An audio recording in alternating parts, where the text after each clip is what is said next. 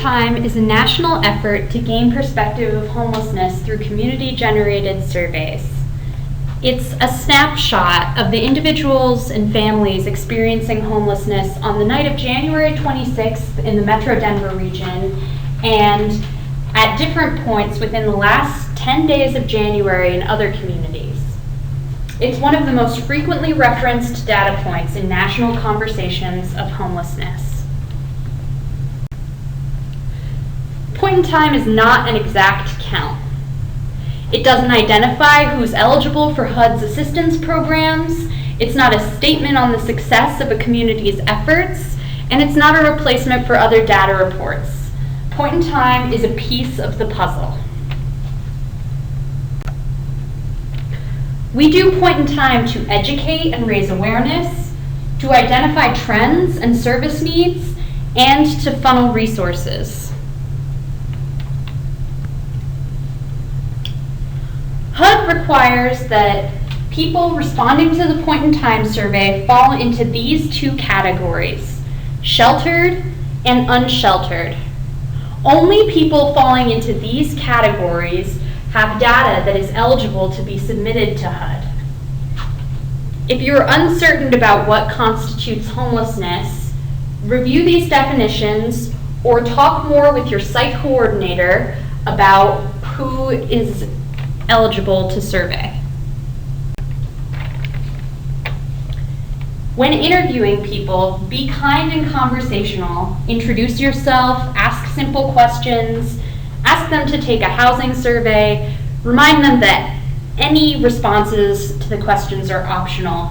If they express hesitation, pull back and let them know that they don't have to answer. Services won't be refused if they don't participate. At the end of your conversation, it's best to look over your survey and make sure that you've filled out all of the required fields, which are marked with stars.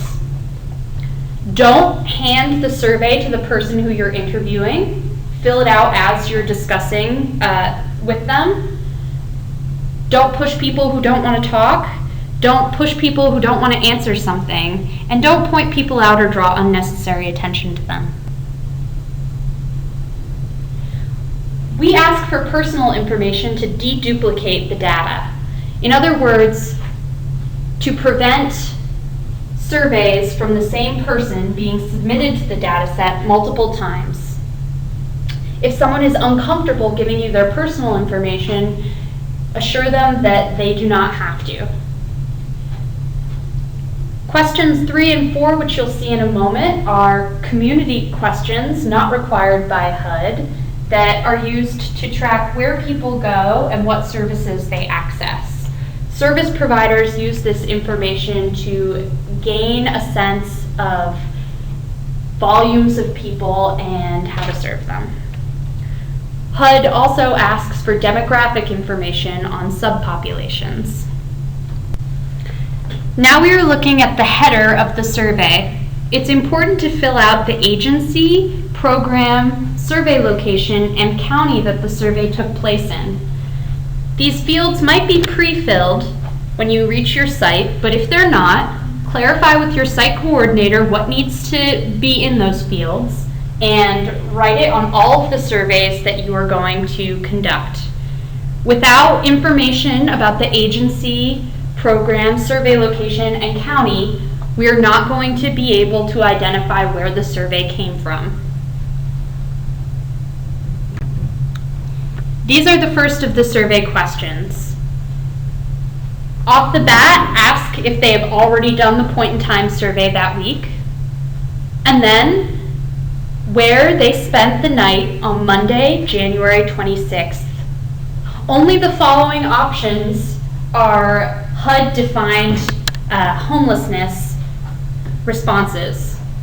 An exception is a detox center. If a person entered a detox center homeless and anticipates to leave homeless, that can be written in under emergency shelter.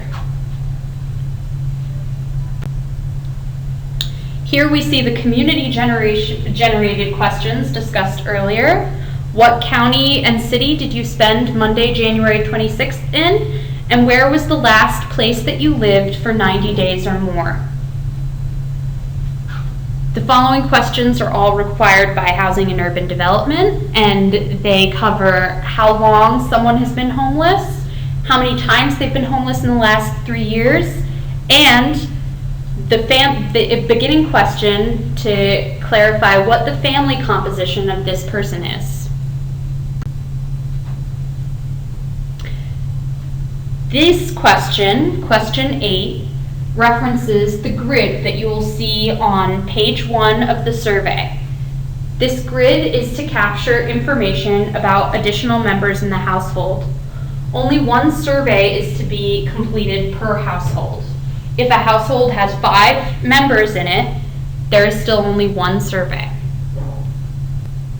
The black bordered box that you will see to the right on the bottom of the first page of the survey is only for individuals who are over the age of 18. The following questions can be marked yes, no, or don't know. You will be relying on self-report from the individual. If something such as a developmental disability or mental illness is not self-reported by the individual but is evident to you, there will be a field to mark that later in the survey. What follows is the HUD definition of disability. If you are confused about what constitutes a disability, please review this definition or discuss further with your site coordinator when you arrive. What follows are the definitions of serious mental illness and substance use disorder. As before, review them, and if you have any questions, ask your site coordinator. The following questions are about the family composition, asking specifically about children in the household and where they spent Monday night. This information is not to be used to remove children from their parents' care. It is only to gather information.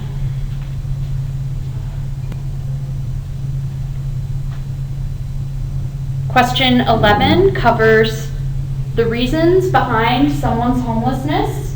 Check all that apply.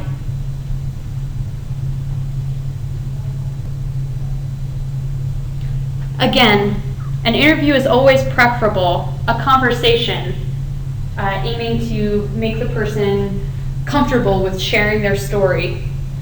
But if someone is not willing to participate, then thank them for their time, mark a refusal on the survey, and if possible, ask them why they don't want to take the survey.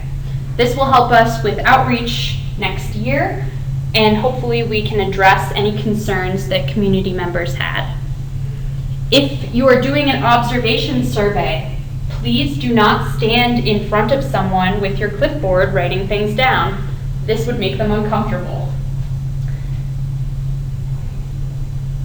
At the end of the survey, fill as much information in as you can based on your conversation or observations that you've done.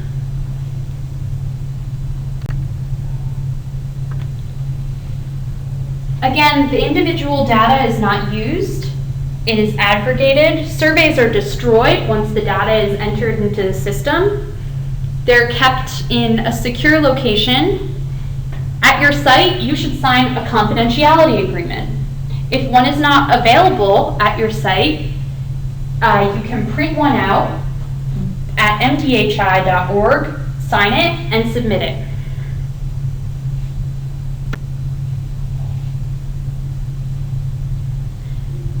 So you've probably already spoken to your site coordinator or county coordinator. If you're doing an unsheltered count, remember to dress for the weather. And please ask anyone who you know of that might be interested in volunteering with this effort to join us. Joe Baker is the data coordinator at the Metro Denver Homeless Initiative and can answer more refined questions about the nature of the survey. Thank you again, and we really appreciate you joining with us for this effort.